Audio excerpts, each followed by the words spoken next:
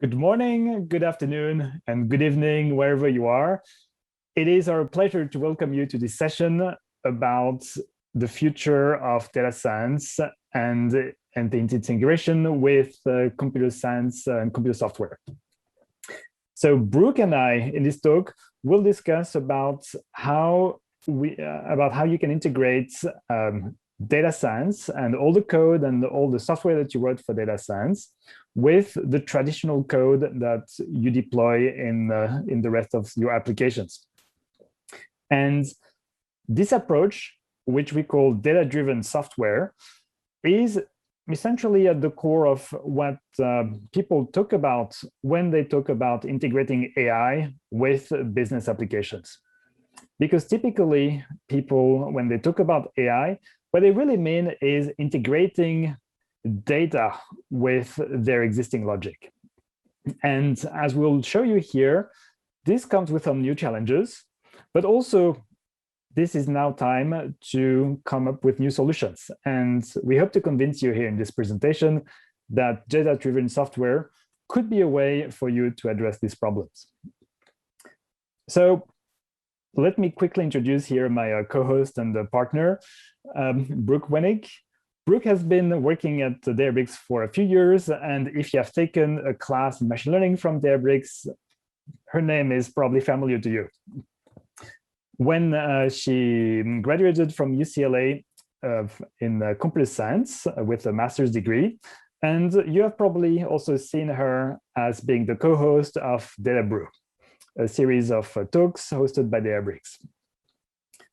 So when she's not caring for her lovely new puppy, you'll probably see her in California on her bicycle exploring some new routes.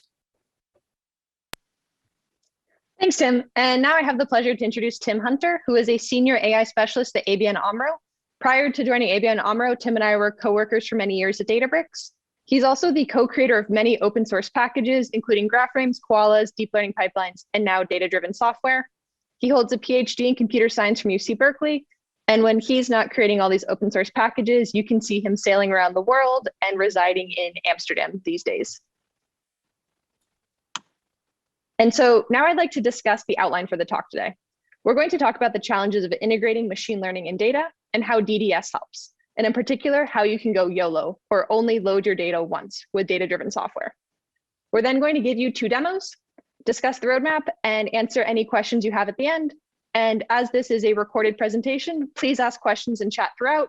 We can still respond even while we appear to be actively speaking. So now I'd like to discuss the cycle of machine learning. Typically, it's going to start with some business problem that you're trying to solve. So you're going to go through this process of data understanding, preparing your data, data cleansing, feature engineering, building models, evaluating them. If they perform well, deploy them, and then continue to repeat this iterative process. However, you don't just have one model, you typically have many models, and there are some downstream dependencies. So the output of this model is now the input to this model, et cetera, et cetera. And every step along the way, there's going to be associated code and data artifacts. And we need some way to be able to version these and track these so we can understand if we change this step here, what impact does it have on any of the downstream models or downstream data processing steps? However, there's some issues with traditional data science as how we approach it these days. So you might have faced the issue of teams operate in silos. It could be you have decentralized data science organizations that don't speak with each other. Or you have one team that's responsible for generating the feature engineering, another team that's doing the data science, and the cascading changes don't always propagate very easily. Furthermore, there is often large overhead in coordination. So for example, if one team wants to touch some portion of a pipeline that impacts all of these other downstream teams, it will typically lead to a drop in productivity, lower confidence in the result. I can't tell you the number of times where I've been in a meeting and somebody says, "Are you sure you used the right table? Did you grab it as of April 1st, whatever the date may be," etc. And in additionally, there's often increased costs. Data scientists like to operate under trust but verify. Let's just rerun the entire pipeline just to be sure that these results are correct and reproducible. And so you can see that this is just, this takes a lot of time, and it can actually be quite costly from the computation side as well. And there are some solutions to help you version your data, version your code, but they're often specialized in either some fragment of the pipeline. So for example, just on the model monitoring side, and then you have a different tool for data quality, or they're specialized in some specific technology. For example, they just work with the sklearn stack or just work with SQL, et cetera. And so now I'd like to hand it over to Tim to talk about how data-driven software can address many of the challenges that I just laid out on the previous slides. Thank you, Brooke. So data-driven software helps you combine code with data, as Brooke mentioned. And in particular, I'm going to describe here a couple of the consequences that it has about being able to seamlessly combine these two pieces together. What the most, I would say, immediate feature that you will see is that it will allow you to treat data as if it was code.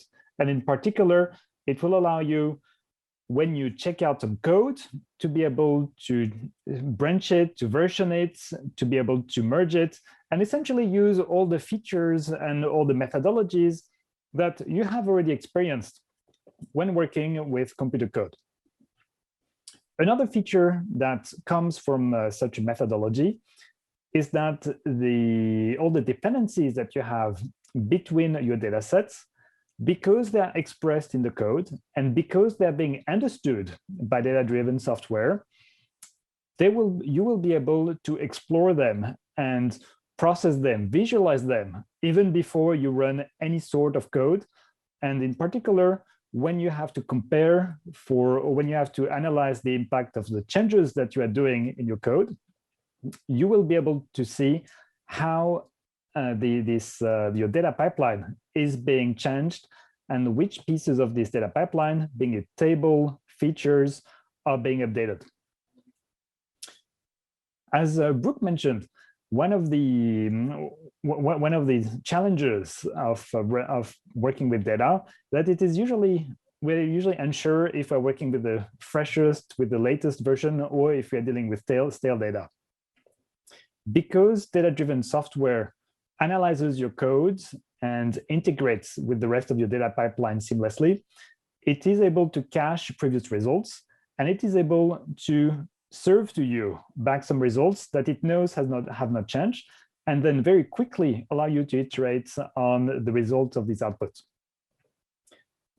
And one of the aspects, which I believe is also what makes quite a difference in the way that we deal with code with data, is that when you think about modern data, when you think about what it means to work with data, usually we do not imply just data sets. We do not just imply tables being stored inside the database, but instead, data now has a much more general view, being it data sets, but also models, statistics that we derive from the models, graphs, plots, anything that we generate, any sort of artifact that we generate from this raw data.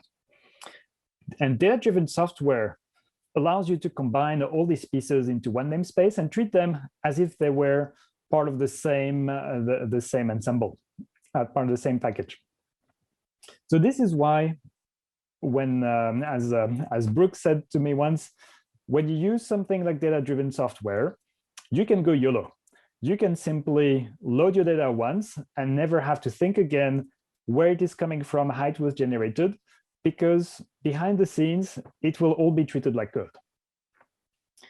So in the rest of this presentation, we are going to present to you one version and one implementation of these principles.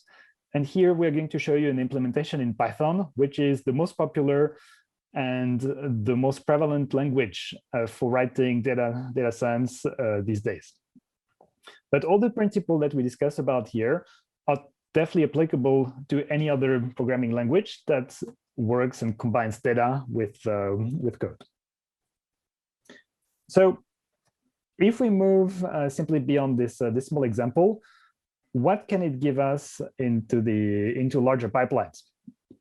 So let's look at a real example here about what it means in practice to be able to use the principles of data-driven software. You can have large pipelines which combine together graphs, models, features, and all these pieces are all interlinked with each other. And this graph here, which is generated directly by Data-Driven Software, this graph shows you all the complex interlinked dependencies between multiple pieces of data that are being produced. So all of them here happen to be pieces of graphs or tables or features. And in this case, one of the people who was one of the collaborators who was working on this pipeline made a change in the way a feature is being calculated.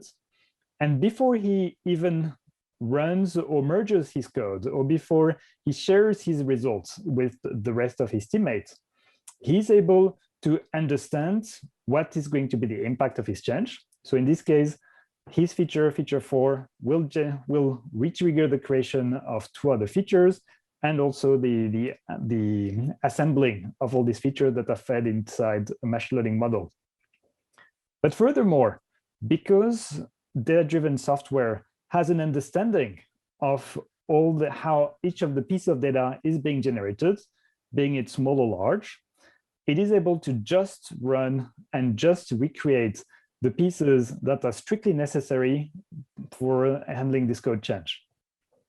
And in particular here, it will take just minutes to be able to recreate what was needed. So how much does it help in performance? Well, Brooke mentioned that usually we like to rerun everything. And sometimes before DDS, I was also retriggering large pipelines just to make sure, quote unquote, as we like to say. Well, actually, as we're forced to say. In the case of the pipeline that I just mentioned, it takes about 10 hours and multiple terabytes of input to process to be able to generate the output. But why would we need to do that if nothing has changed? If the raw data has not changed, if the code to generate all these steps on all these intermediate features have not changed, why would we need to do that? DDS is able to, on the fly, look at the code, look at the data set that it depends on, and it is able to see that nothing has to be rerun. And doing all this check for this particular pipeline, it takes a matter of seconds. So you can imagine all the gains that you can have when you can simply check out some code, run it, and it takes just a few seconds, because all it needs to do is checking that the table that you have generated are the same as the ones that you had before.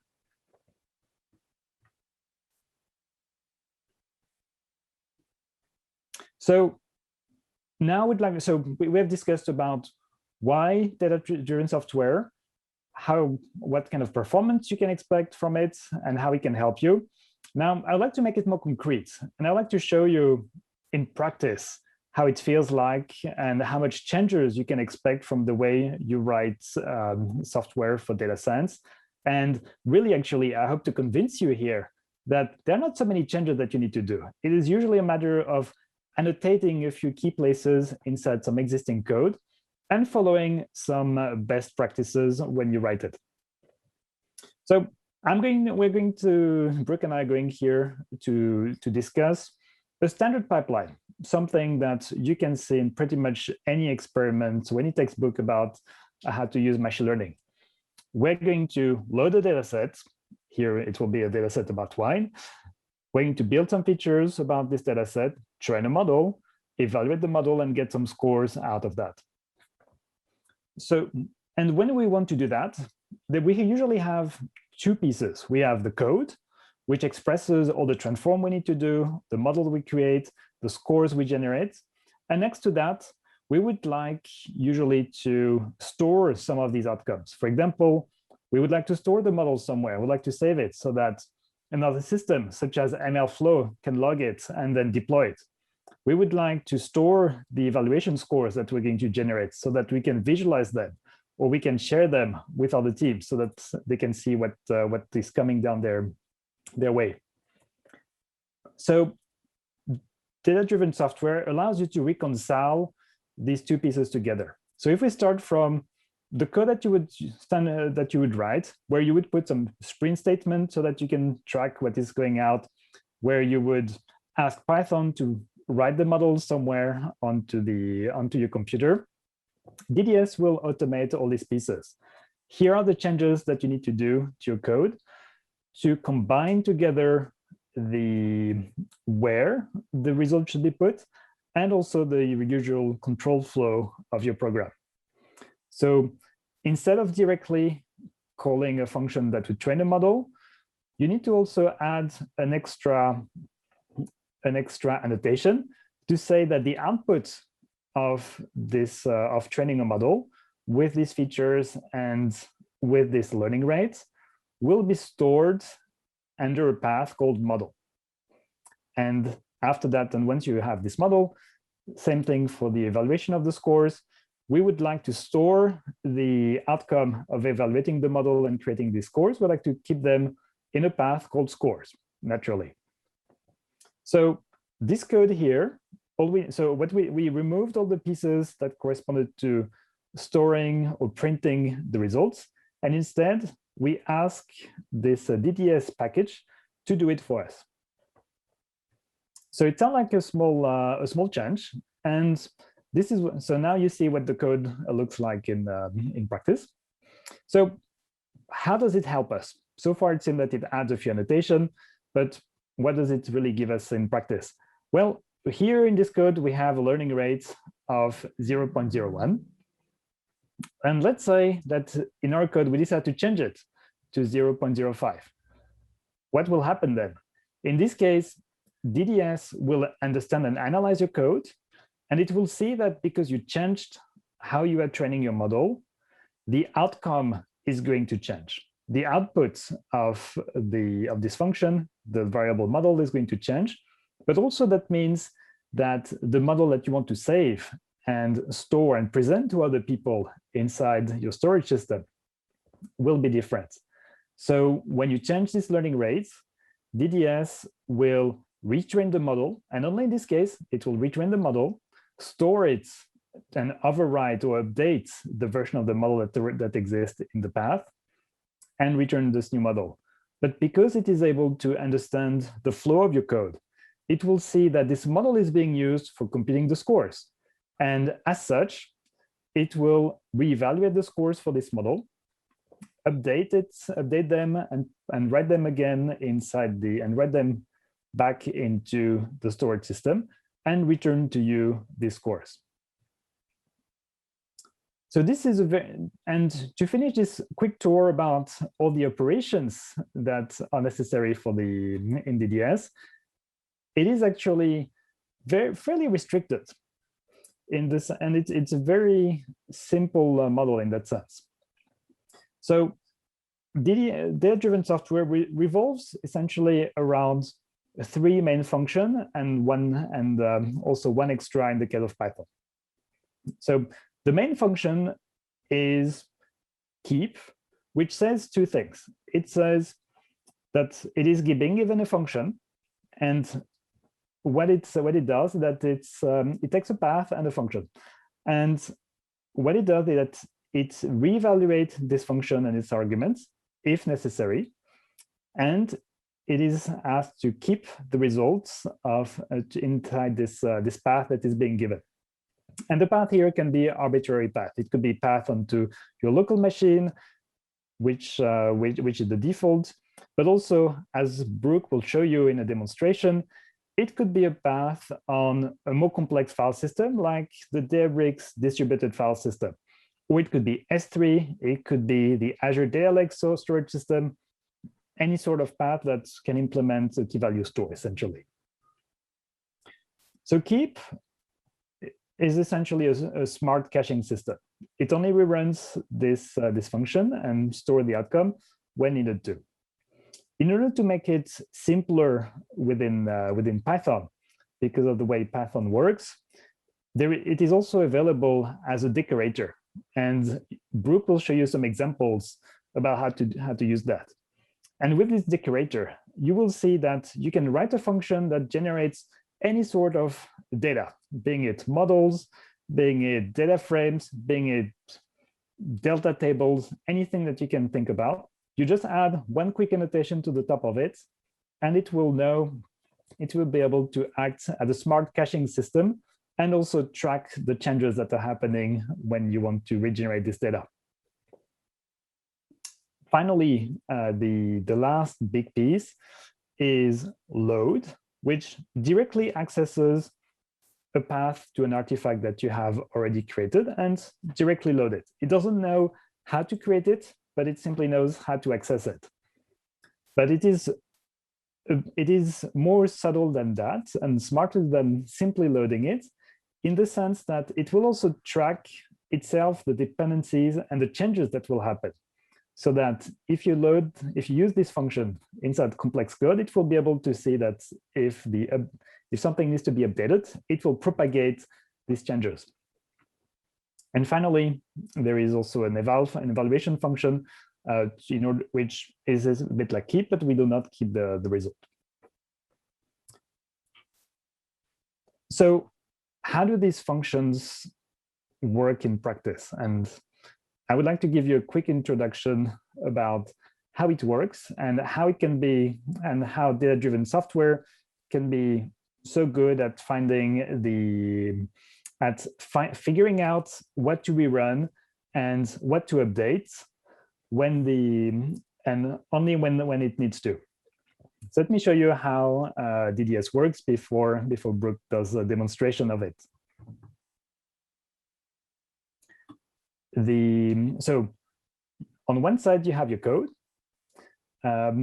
which as we said creates a model, and then take this model, use it to evaluate it and create some scores. And for every of these calls, for every time you create an object tracked with a path by data-driven software, DDS associates to it a unique signature. And it stores, for this unique signature, it stores the results inside a data cache. So this way, whenever it sees some code, it can calculate a signature very quickly for this piece of code, check if this piece of code has run before by inspecting the content of its cache, and if necessary, rerun it and update the cache, or simply return to you the existing results. So this is how it is able to just run when it needs to, and not further than that. So now I'm going to give the screen to Brooke, who will show you in practice what it looks like and give you a taste of what data-driven software is how it is working in practice. Thank you, Tim. All right, so now I'm going to go ahead and share my screen and walk you all through a demo of how to use DDS on Databricks. So to start off, you just simply need to install the DDS package from PyPy on your cluster to be able to run this notebook. I'm now going to go ahead and clear out any directories in case there is anything already written there. And to set it up to use DDS on Databricks, I'm going to set the store to be DBFS rather than some local path. And then I'm going to set the data directory to be data managed DDS, and the internal directory for any of the cached results to be data cache DDS. In the demo Tim's going to show you, he'll also show you how you can link these results as well, rather than copying over the data. And so this is the simple hello world example of using DDS. Here I have a function called data. It's going to print executing data, return hello world. The only thing I need to do to use DDS is to use this annotator, which says data function and store the results into hello data. And so you'll see the first time that I run this function, it's going to say executing data, and then it's going to write out some bytes to our data cache. If I go ahead and rerun it, you'll notice that it didn't actually need to reevaluate the function. It's able just to load it in from DBFS. So now let's take a look at where it's stored here. So I can see that the data is located here under data managed DDS. I have this hello data function. And I can see the return output that this function returns. And the data is also cached in data cache DDS. And so let me show you the real difference between these two if I go back and make a modification. So if I go up here and I say hello world and I'm very excited about it, I add some exclamation points. The function has now changed because the underlying code has been updated. So now it has to re-execute this function and it's going to go ahead and write out these bytes. And so if I go ahead and take a look at hello data, it's been updated here. And the data cache will now have 2 copies, the original version and the updated version. And this is super helpful because if I go back and I say, actually, I'm not that excited, let me get rid of these. I go back to the original function. It knows that I didn't need to re-execute it. Instead, it wrote out these bytes just to copy the output from the cache data over into that managed data directory that we specified. And so this way, if you're a data scientist, you're experimenting with something, oops, that approach didn't work, you want to go back to your original approach, you don't have to rerun the entire pipeline. We're able just to copy over the data that's in the DDS cache over into the managed data. And we can see that it's updated here as well. We're now just back to hello world. And anytime we call this function, you'll notice it doesn't have to trigger any calculations. The data is stored on DBFS, it simply just loads it in from there. And so that's a super simple hello world example. Now let's look at a slightly more complicated example where we have some dependencies across our functions. So here we're going to have function f1 that simply prints out evaluating f1, returns 1. f2, on the other hand, depends on some outside variable plus the output of f1. And f3 simply adds these 2 together. And you'll notice that we're adding this decorator to specify, please store the results of all of these computations for f1, 2, and 3. And so the first thing that we're going to do is we're just going to look at the display graph of all the dependencies. f1 doesn't depend on anything, but f2 depends on f1, and f3 depends on both f2 and on f1. So we can understand our dependencies. Let's go ahead and execute function 3 now. The first time that it runs this function, it needs to go through and evaluate everything and write it out to the file system. And so now I want to understand if I update this outside variable, we go back up, you can see function 2 depends on some outside variable. If I update some outside variable, what will that impact look like on the graph? What has to be recomputed? And so I love this visualization. Tim showed a much more complex example of a real world pipeline, but you can see here, if we update some outside variable, we don't need to rerun f1. We only need to rerun f2, which in turn will force us to re-trigger a computation on f3. And so now if we go ahead and rerun that, you'll notice it has to evaluate f3 and f2, but it doesn't have to reevaluate f1. And so now anytime that we run this, we now just get the direct result, and you can see how wicked fast that computation is. And so by using DDS, you can better understand your dependencies and what you're trying to build, so you don't need to recompute the entire pipeline just to make sure that everything was run end to end. And with that data cache, we're able to copy over the data, and we're able to go back to a prior state of an experiment without needing to rerun everything. So that's all I have for this very simple demo here. Now I want to turn it back over to Tim to talk about some of the implementation details of DDS. Thank you, Brooke. So as you could see from Brooke's demonstration, it all seems very smooth, and it might sound a bit magical. Sometimes it runs, and only when you do changes, it knows exactly that you made some changes with everything that it depends on. So how does it work? How does it know how to do that?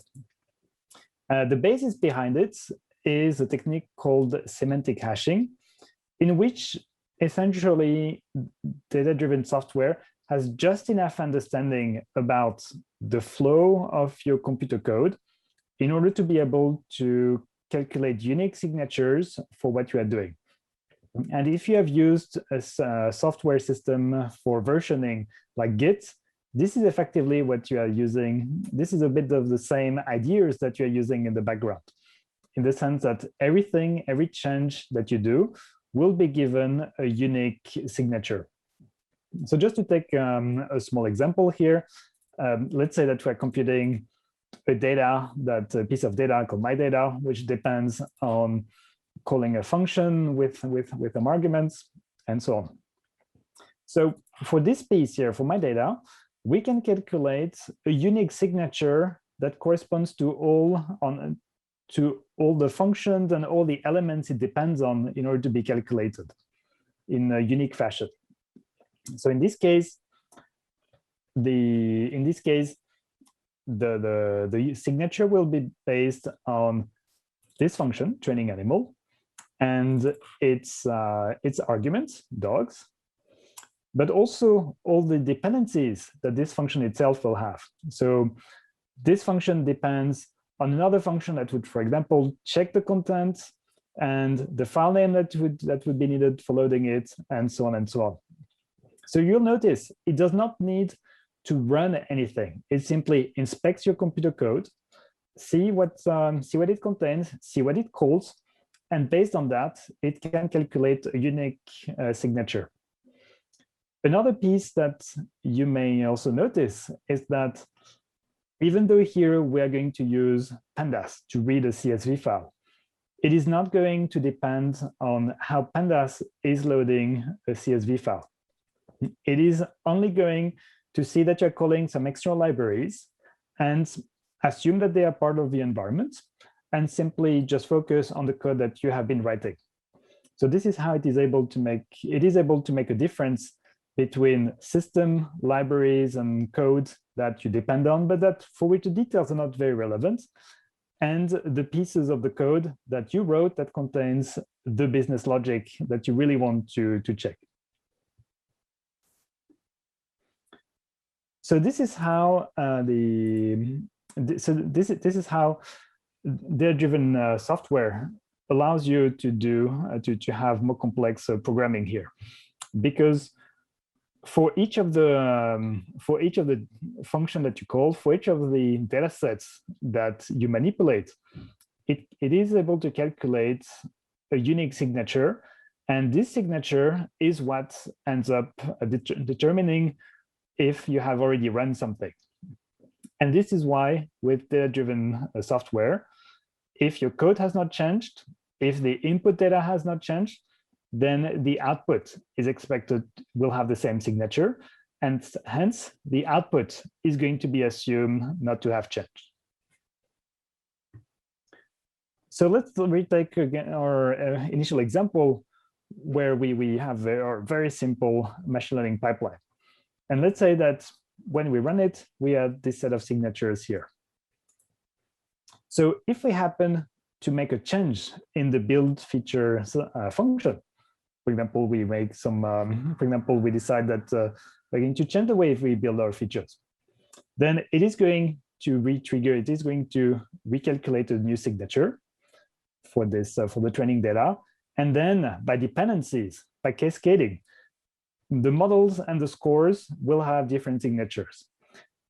And the crucial part here is that calculating these signatures, because it only depends on the computer code, it does not depend on calculating anything on the data itself, is extremely fast. Here it is, so for a small code like this, it is a matter of milliseconds to compute, which is much faster than going inside some data systems, inspecting every row or every statistics that you need to do to understand what it contains. And also it is completely oblivious to the size of the data that you're using. You can mix terabyte size tables, it does not matter, because all it is doing is inspecting the computer code that you're using. So because of this, because of this way that signatures are being built for every piece of data that you create, and because the signatures depend on the code that you're writing, this is how you can very seamlessly collaborate and integrate changes or fork changes and have different views, just like you would with normal computer code. So let's say, for example, that we have a main branch that is going to contain all our code, like, and it's going to be the one that is being deployed, the one that people refer to. And then how does it work to create a new feature with that? Well, it's quite simple. We create a new branch, we create a new copy of the code, and then we can start to edit it. Then let's say we're going to update our features. So because the code is going to be different, we're going to recreate some new pieces of data with the different signatures, just like we explained before, just like we saw before. And then when we run this code in the dev branch, it is going to create and put inside the cache some new data, so new training data, or new model, or new scores.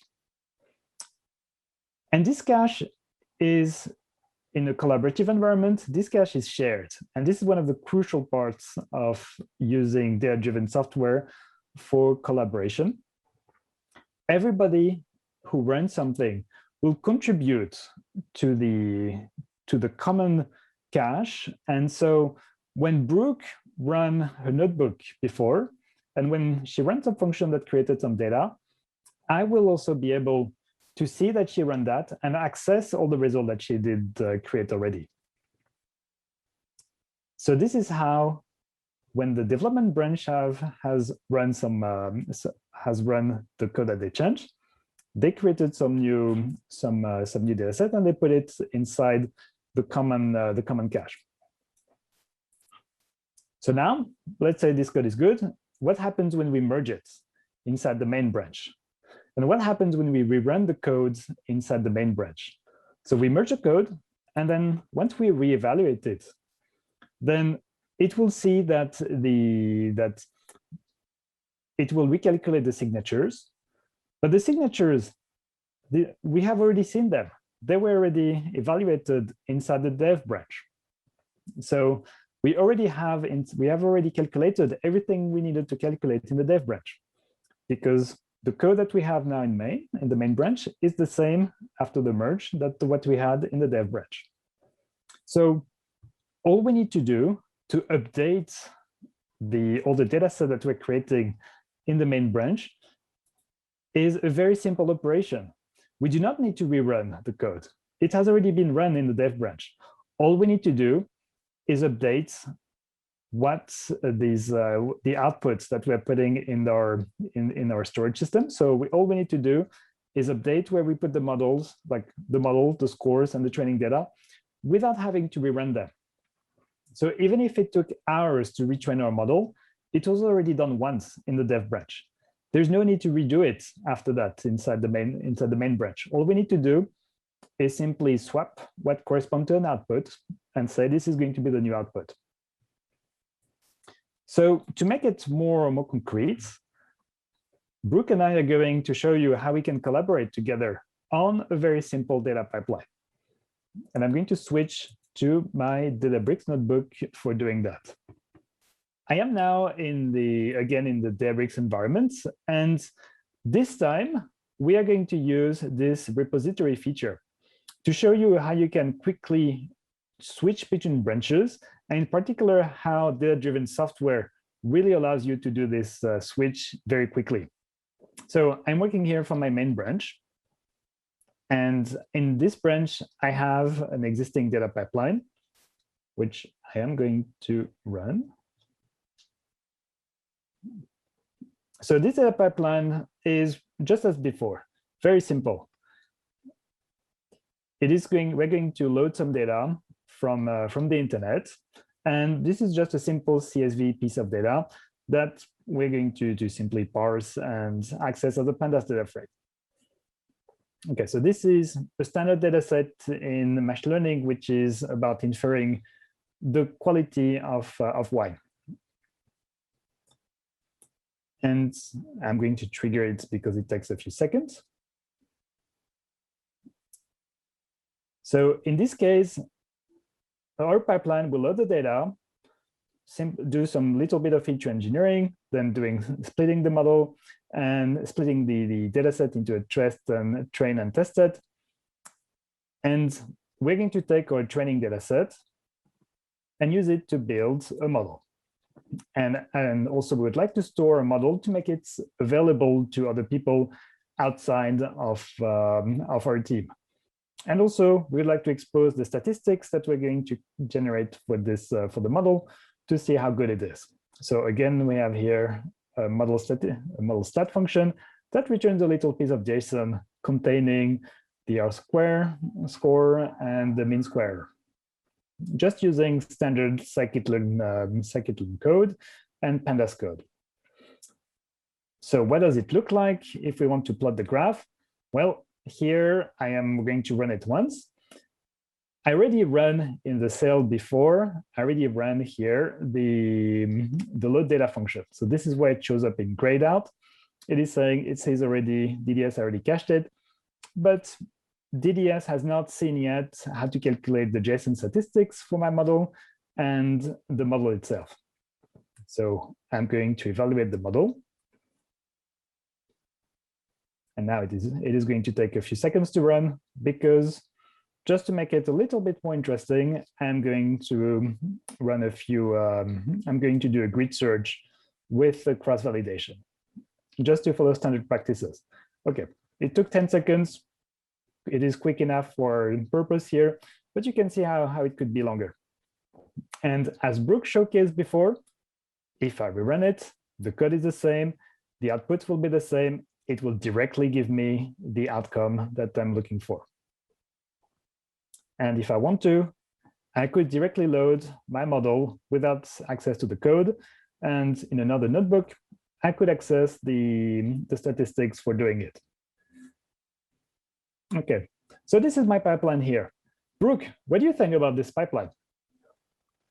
I think it's really good, Tim, but I would love to see an RMSE metric there. Could you actually go into my branch, it's called model scores, and pull the updated one, which has RMSE computed? Sure, I'm going to do that. Close. And because this is DDS, I trust Brooke has already checked her code, and I trust that Brooke has already generated all the data sets that are necessary. So if I click run all, you can see how quickly it is going to run. Boom. It immediately has all the results without having to do, without on my side to have to rerun anything. Even if I rerun all the notebook, everything is already pre-calculated, nothing else to do. Okay, Brooke, I love it. Let's merge it. And to follow standard good practices, we have all this code backed here by a repo. I'm going to take your branch, and I am going to make a pull request, please.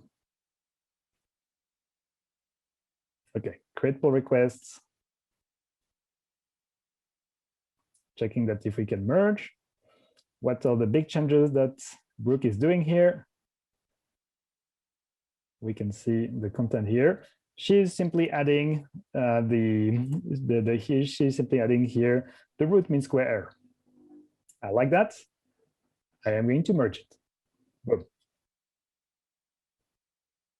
So now we have updated the code.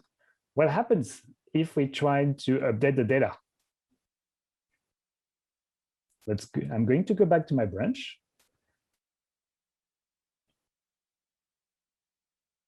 And I'm going to pull all the history. So I'm going to pull all the changes that just happened.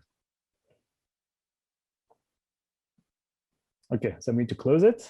And did we see the change here? Yes, I see here RMSE. So now this notebook has incorporated all the changes that Brooke did in her branch. Now I am back into main. Now, what happens if I try to run all the notebooks? How long do you think it is going to take? Well, Brooke ran it in her branch. The code changes that she did got merged into this main branch. The code now is the same as what she did run, so the outcome are going to be the same. So the results are going to be the same. And this is confirmed here. It is telling me, DDS is telling me that everything is already cached. There is nothing to do except updating some statistics to account for the fact that now this is in the main branch. And now I have back my my results here. So with this example, I started with a branch. I started with the code that was giving me some results without the RMSE. Brooke offered to me some changes. I merged them, and instantly, by running this notebook, it updated all the outcome so that other people can now access it. And you really see here that Brooke ran her code once. I ran the code to convince you that it was all working. But when I merged, and this is one of the this is one of the critical pieces here. When I merged it and when I rerun it, it was extremely fast. There was nothing else to do because Brooke had already done all the hard work of running her code, making sure it was working. All I did was simply merging it here. Okay, so now we're going to go back to the slides to wrap it up.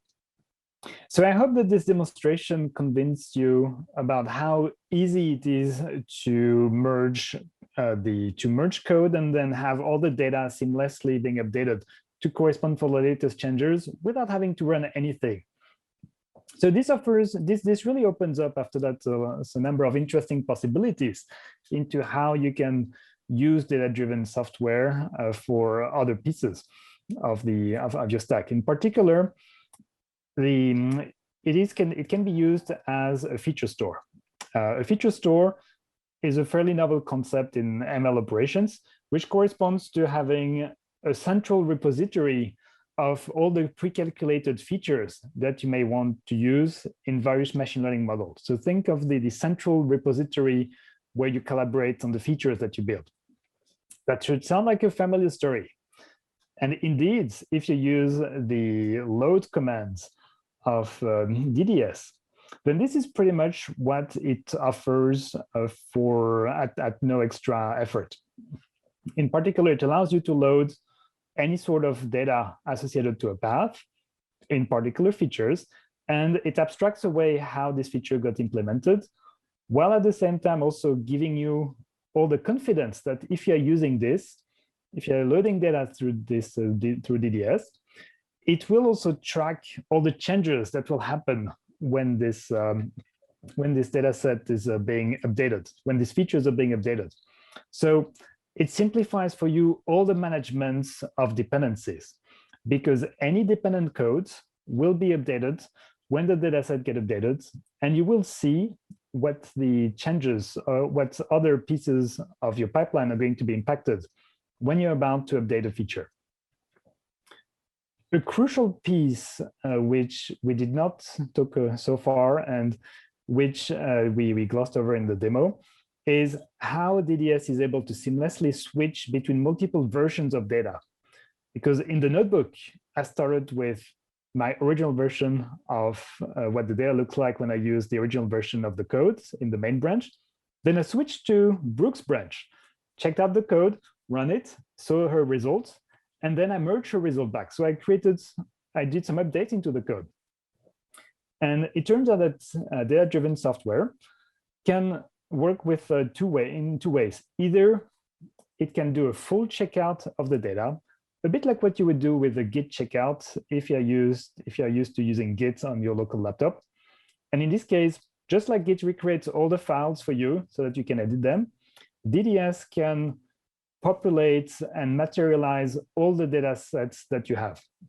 So if you have terabyte-sized tables, it can be a bit slow to do, even if it uses the whole power of Spark if necessary. But at the same time, it is the most compatible way to work with other tools, such as, for example, a tool that can ingest, that can do some ingestions, and so on. So this is why DDS also has this concept of a lightweight checkout called links only, where all it does is that it is updating metadata, and it is not copying the whole files, because there is already a copy in the cache. Why would there be, if you do not use it elsewhere, there's no need to make a full other copy. And in this case, using the load commands will be fully compatible with it. You can access all the data file that you want, just as you would before. And it is extremely fast. As you saw here, running a notebook and updating all the references in this notebook or checking them against just links is a matter of tenths of a second, really quickly. And on top of that, to make sure that users have really a smooth and seamless experience when using DDS, and because DDS has such strong guarantees about how to run code and has these expectations, then you can do very aggressive caching. In particular, one of the critical pieces is that when you run a piece of code, DDS needs to understand if any change happened, and it needs to calculate the signatures. It turned out that DDS also under the hood reuses a lot of the work it has done if you run the code multiple times, which happens very often inside the notebook when in an interactive session. And this is why rerunning a code is pretty much as fast as importing a module, or when the cache is warm, it is as fast as simply accessing the data directly. And it can even load it in memory so that it doesn't even need to run it and even need to fetch it from a distributed store. So just as fast as calling a regular Python function without having to execute it. Okay, so now you're going to ask me what are the, you're probably wondering what still needs to be done in order to make it work, and what is the status? Can you use it? It is publicly released. It is available in the PyPy Python repository. You can also see its status into GitHub. And if you want to use it, this is just a matter of running this command pip install ddspy, like Brooke showed you in her example. And also we're including some documentation and reference notebooks if you are using the Databricks environment, so that you can see how to most effectively configure it, like I did in this demo. What are these stability guarantees? How stable is it? Can you use it in production? So you can consider it right now as being in a beta version, in the sense of a stable beta version. And what I mean by that is that the API is not expected to change, but some corner cases might still be adjusted that may trigger some rerunning of calculation, because the way the signatures that are calculated might be a little bit different. And the reason for still having this room here before calling it a stable version is because Python is a very broad and complex language when you look into all its capabilities, into all the details. And this is why there are probably still some corners that need to be fully explored and ironed out before calling it a fully stable version. Some features, and to answer at this point, what is still really to be done for stable 1.0 release? One feature which is not available yet is static functions. So which is one feature of how to write some functions inside classes in Python. Some features which are probably not going to be supported from Python are usually not very useful from experience inside the data science if you use the whole power of DDS. In particular, if you're using asynchronous functions, continuations, and a lot of reflections to build class methods, simply it is very hard to detect, and also it is not very useful in practice for most of the regular data science code. DDS will simply see this code, see that it is over there, but it will not necessarily track dependencies for running data science dependencies inside. So to conclude here, I think that we can, these days, we can really think about, in a more general setting, we can really think about how, when we think about AI and data science in general, that it is really trying to combine together data with code, because code generates data, and data depends on code to be generated, but also code after that reads data in order to do its operations. So data-driven software is one approach to smoothly and seamlessly combine these two worlds together. And it works by breaking down the problem into the raw data, the data that you are being given as an input and you will not change, and then all the code transform that you need to do on top of it to generate, refine, clean up, or model this all the pieces that you want to do. So the philosophy behind it is really that you turn every data problem that you have, when you think about cleaning, when you think about modeling, about computing statistics, checking, and so on. All these data problems turn into a coding problem. And this is something that we, as data scientists, have been trained to do so since the studies that we took for that. So this is why I encourage you to try it out. Give a try to DDS by installing it using DDSPy. And we look forward to seeing what feedback you'll have for that. So thank you for watching this presentation. I would like to invite you to rate and review this session, as well as all the other sessions that you'll be watching. This feedback is really important for us and for the organizers to be able to improve the experience that you're having with this virtual summit here. Thank you for attending this session. Thank you for attending the Data and AI Summit 2021. And we look forward to seeing you in the real world, face-to-face, at some point into the future.